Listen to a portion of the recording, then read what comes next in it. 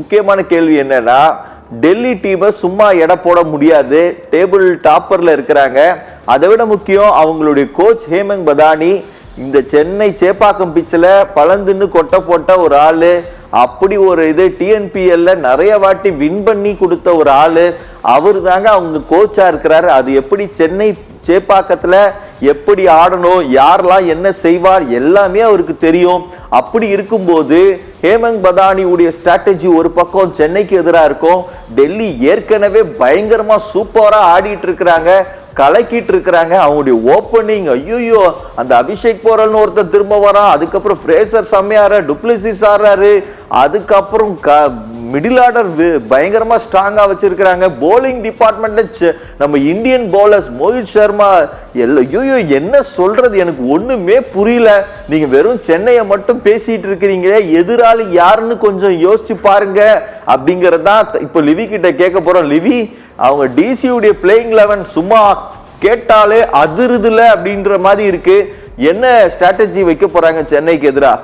So டிசியை பொறுத்த வரைக்கும் பார்த்தீங்கன்னா எனக்கு தெரிஞ்சு இன்னைக்கு ஸ்ட்ராட்டஜிலாம் இல்லை, இன்னைக்கு அடிச்சு துவம்சம் பண்ணுறது தான் மெயின். ஏன்னா இன்னைக்கு அவங்களோட பிளேயிங் 11 பார்த்தீங்கன்னாலே பயங்கர அட்டாக்கிங் பிளேயிங் 11 எனக்கு தெரிஞ்சு டாப். அதனால தான் அந்த டாப் செகண்ட் பிளேஸ்ல இருக்காங்க அவங்க இன்னமும்.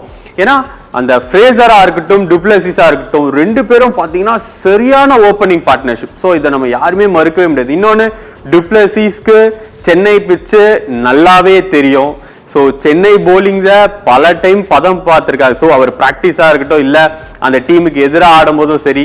ஸோ சென்னையோட பிச்சை பற்றி அவருக்கு நல்லாவே தெரியும். இன்னொன்று ராகுல், நம்ம லாஸ்ட் மேட்ச்லேயே பார்த்தோம், அதாவது ஒரு கேப்டன்ஷிப் ப்ரெஷர் இல்லாமல் ஒரு ஃபுல்லா பழைய அந்த கிளாசிக் ராகுல்னு சொல்லுவாங்க. ஸோ அவர் அந்த லாஸ்டா ஒரு 6 அடிச்சிருப்பாரு அந்த லாஸ்ட் மேட்ச்ல. அதை பார்க்கும்போதே தெரியும். ஏன்னா அவர் ரொம்ப ஃப்ரீயா வந்துட்டாரு. நான் இந்த கேம்குள்ள ஒரு ப்ரெஷரே இல்லாம என்னோட கேம் நான் ஆட வந்திருக்கேன் லாஸ்ட் மேட்ச் தொடக்கத்திலேயே அவர் காட்டிட்டார். ஸோ இன்னைக்கு பார்க்கும்போது சென்னையோட போலர்ஸ்க்கு ரொம்ப மிக ஆபத்தான ஒரு விஷயம் இந்த பேட்டர்ஸ் தான். ஏன்னா அங்க பாத்தீங்கன்னா ஒரு 3 ஸ்பின்னர்ஸ் வச்சிருக்காங்க. பட் இங்க பாத்தீங்கன்னா ஸ்பின்னருக்கு எதிராக நல்லா ஆடக்கூடிய எக்கச்சக்க பேட்ஸ்மேன் இருக்காங்க. டுப்ளசி ஸ்பின்னு நல்லா ஆடுவார், ராகுல் ஸ்பின்னு நல்லா ஆடுவார். ஸோ இதை தாண்டி பாத்தீங்கன்னா ஸ்டப்ஸ் நல்லா ஆடுவார். ஸோ ஒருத்தர் விட்டா ஒருத்தர். ஸோ இதுல என்னன்னா மற்ற டீம்ல இல்லாத ஒரு இது என்னன்னா இங்க எல்லாருமே பவர் ஹிட்டர்ஸ். ஸோ எல்லாருமே லாங் 6-4 அடிக்கக்கூடிய ஒரு பிளேயர்ஸா இருக்காங்க. ஏன்னா டுப்ளசிஸோட கேம் பிளானே எப்பவுமே என்னன்னா அந்த பவர் பிளேல பாத்தீங்கன்னா ஒரு 50-60 ரன் எடுத்துட்டு வந்துடணும்.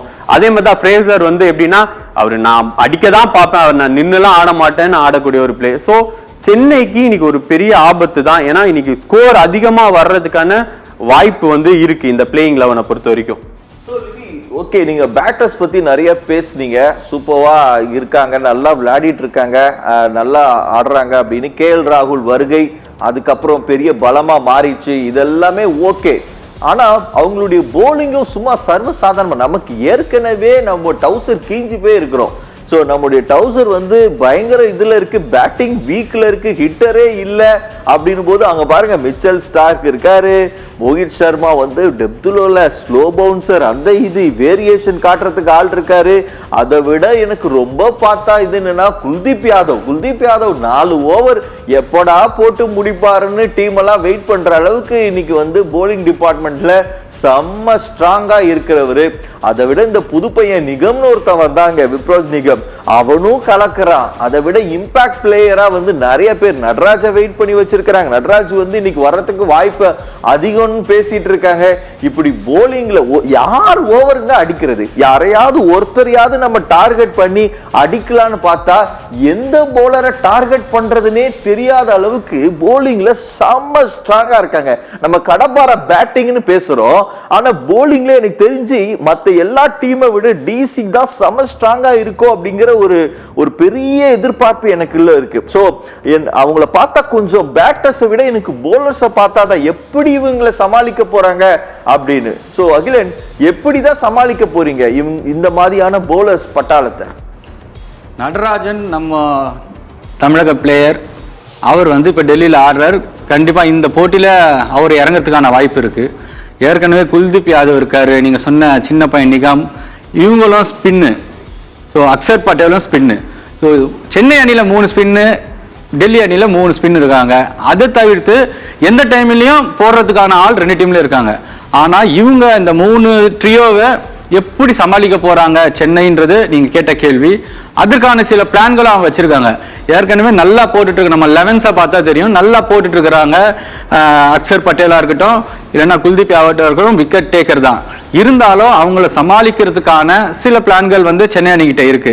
இருந்தாலும் அந்த அந்த பவுலிங்கை மிச்சல் ஸ்டார்க்கு டாப்லயும் சரியா நல்லா யாக்கர் அடிச்சு இல்ல ஐ பிச்சில் போட்டு பேட்ஸ்மேனை திணற வைப்பாரு. அதே மாதிரி டெத் ஓவர்லயும் சரி ரொம்ப ரொம்ப சூப்பரா போடுற ஒரு டீமாக தான் அந்த பவுலர்ஸ் டீமும் இருக்கு. இருந்தாலும் என்னங்க பண்றது, ஆடிதானே ஆகணும். அந்த சூழ்நிலைக்கு நம்ம தள்ளும் போது பார்த்துக்கலாம் விடுறா அப்படின்ற ஒரு மன தைரியத்துல தான் சென்னை அணி வீரர்கள் இருக்காங்க.